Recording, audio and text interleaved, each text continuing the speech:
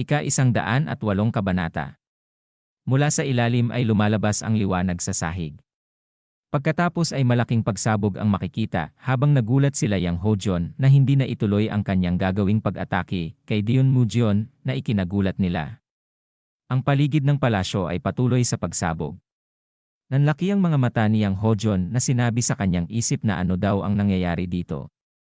Mabilis na nagtakbuhan ang mga tao habang naiwan ang dalawa sa likuran na tinitingnan pa rin ang pagsabog na gumawa ng makapal na usok.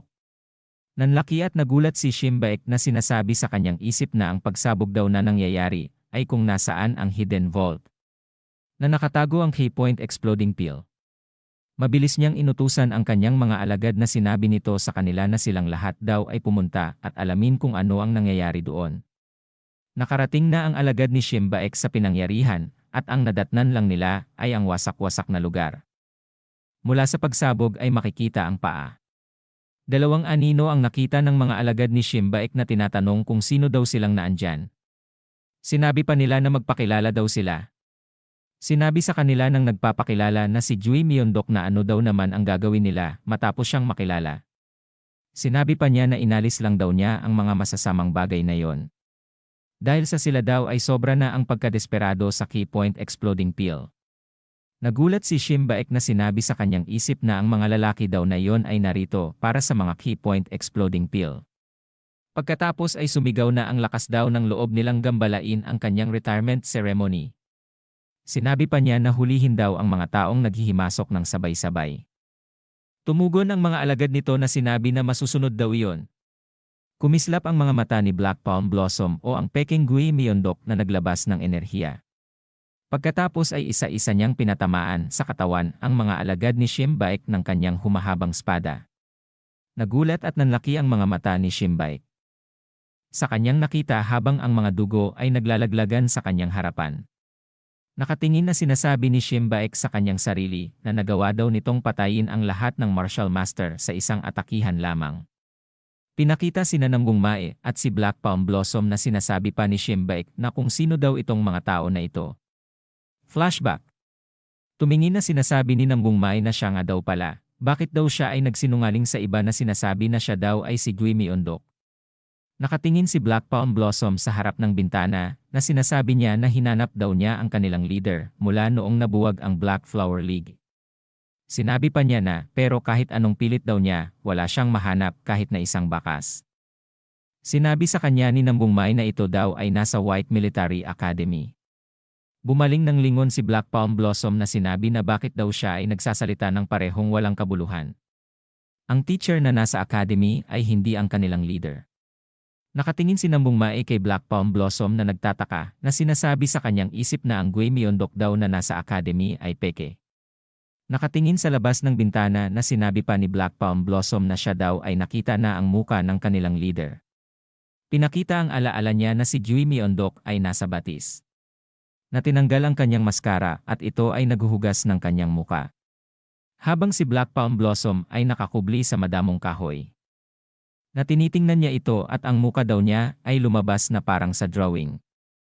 Sinabi pa niya na dahil daw sa lagi siyang nakamaskara kahit nasa harapan ng mga miyembro, siya lang daw ang nakakaalam ng muka niya. Sa madaling salita, ang tarantado na nasa White Military Academy ay isang peke. Seryosong nakatingin si Namgung Mae na sinasabi niya sa kanyang isip na kung talaga daw ba na ang kanilang teacher ay isang peke. Sinabi pa ni Black Blossom sa kanya na ang dahilan daw kung bakit niya ginagamit ang pangalan niya upang patayin ang mga mapanlinlang na lintik na bastardo at mga masasamang assassin na gumagamit ng key-point exploding pill.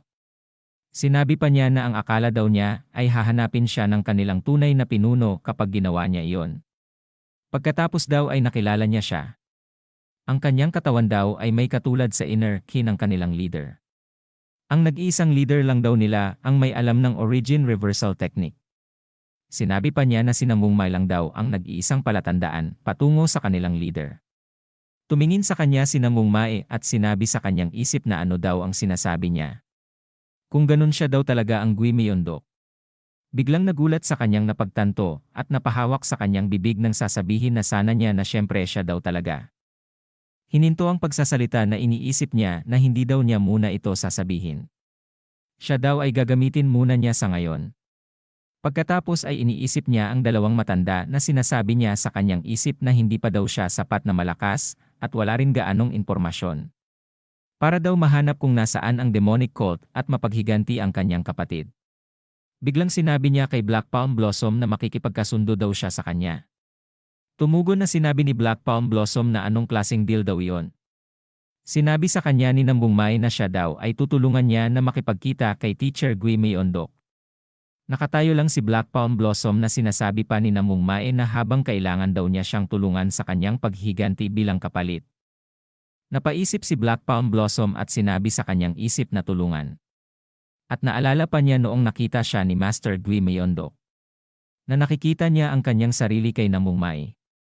At dyan na po nga tatapos ang flashback. Balik sa kasalukuyan. Nakatingin sa kanila ang mga tao na sinasabi ng ibang na baka daw siya ay si Gui Myondok. Ang isang taong may kasuotan na maskarang multo at itim na damit. Siya daw talaga ay si Gui Myondok. Pagkatapos marinig ni Shimbaek ang mga tao ay agad itong sumigaw na sinabi sa kanila. Na huwag daw silang papaloko. Sinabi pa niya na kung hindi pa daw nila nabalitaan na ang alyansa ay hinahanap ang peking Gui Myondok. Napatigil ang mga tao sa kanilang narinig at nag-isip na sinasabi na peke daw ba talaga siya. Si Gui Myondok daw ay ang bayani ng digmaan laban sa demonic cult. Hindi daw niya magagawang atakihin ang retirement ceremony ng respetadong orthodox martial artist.